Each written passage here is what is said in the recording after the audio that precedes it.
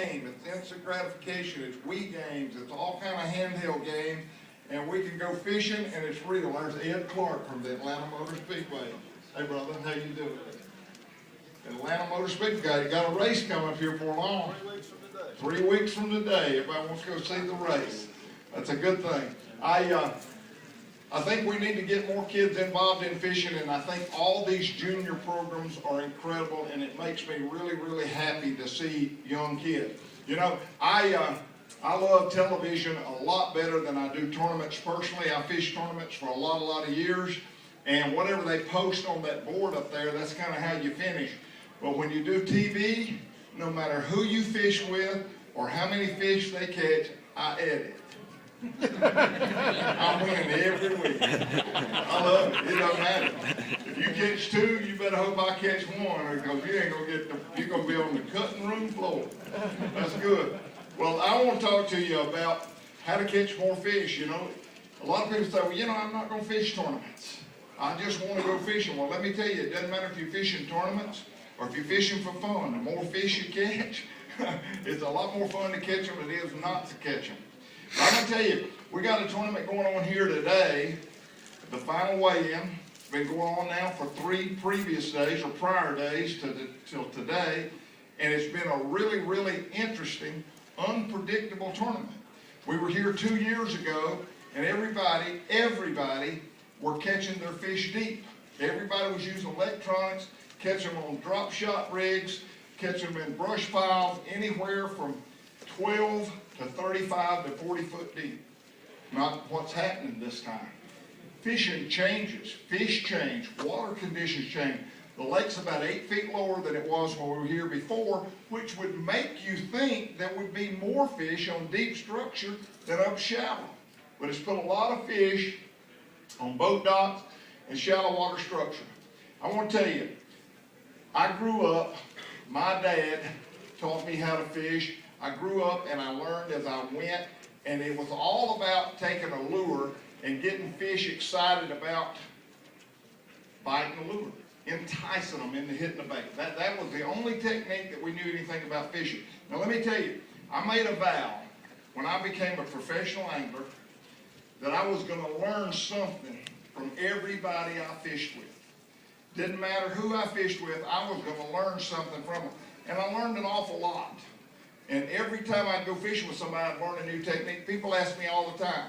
They say, if you could give me one tip out of everything you've learned, all the places you've gone, one tip that would make me a better fisherman, what would it be? And it's without a doubt, get rid of that job. That job will mess you up. The more time you got on the water, the better your odds are catching them. So once you get out on the water, what are you going to do to catch fish? What do you do to catch more fish? If you walk around this arena and just look at baits, there are an awful lot of baits out there. You go to a Walmart store and look at all their baits. You go over to a Bass Pro Shop and look at all their baits. There's a lot of baits. I tell my wife I'm going to have as many lures. My wife Martha in the back of the room, stand up, Martha. That's my parole officer right there. I'm going to have as many lures as she has pairs of shoes. So I got lures, I mean, you wouldn't believe how many lures I got. But you get all that stuff and you have all this stuff to fish with. What do you do with it? I'm going to make it simple for you. I'm going to tell you something. When you go to an area to start fishing, the first thing you should do is say, what lure do I have? You know, a lure is nothing but a tool. It is nothing but a tool. That's all a lure is. What lure do I have that would most thoroughly fish this cover under these conditions? And you have to have a starting point. Now I'm going to tell you, there's a lot of difference in the way you fish a plastic worm. There's a lot of difference in the way you fish crankbaits. And there's a lot of difference in crankbaits. You got crankbaits that'll run a foot deep. You got crankbaits that are lipless. You got crankbaits that'll run 25 feet deep. So it's a lot of variation in between. But what do you do? When you go to a place that you have analyzed and you say, all right, here's the situation. I got brush, I got an 18-foot of water, I got crystal clear water, I've got fish on my electronics. How am I going to go about catching these fish? So then you choose a bait that you think will work. You choose a bait that will allow you, obviously you're not going to throw a top water bait if the brush is 18 feet deep. So you're going to choose a bait that will get down there to the fish. You're not going to throw open hook a spoon in the brush pile. You're going to throw a bait that you can get through that brush pile, something weedless. All of that we've known for 100 years. That is pretty common knowledge. That's a technique. Let me tell you what's happening on lanier. And I find it fascinating. I interviewed all these pros, and these guys are incredibly good. One of the most frustrating things about working on that desk out there where I get to interview these guys is I can't verbalize how good they are. You can't, in 10 minutes in an interview, you can't bring out all the things that have gone through their head that have made them conclude what they've concluded to be able to catch these fish. I talked to Dan Moorhead. Dan Moorhead just barely missed the cut. Had a limit every day, didn't quite have enough weight to make the final cut. It was really close, missed it by a few ounces. But I talked to Dan Moorhead and I said, Dan, you're telling me you're power fishing a drop shot. Does everybody know what drop shotting is?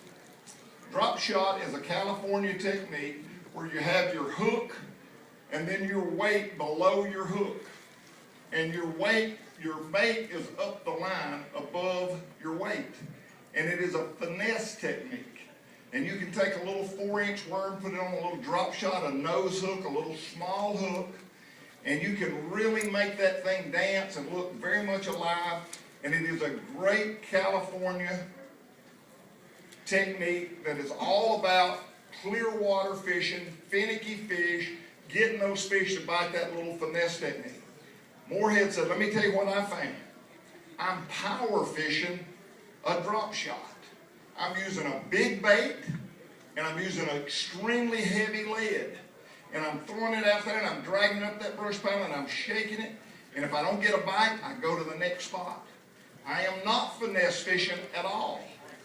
Every keeper fish I've caught in practice, I caught on the first cast. So it's no use to sit there and try to drop shot like we normally would with that little finesse technique. It's power fishing a drop shot.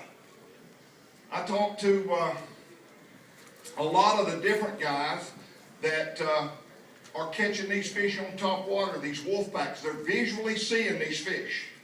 And they're getting up in that shallow water and they're turning their troll motor on high and they're just rolling. And they're looking for these fish. And almost every angler I've talked to, if when you make that cast, if you don't land on that fish's nose, he will not hit it. You've got to get him to react to that bait right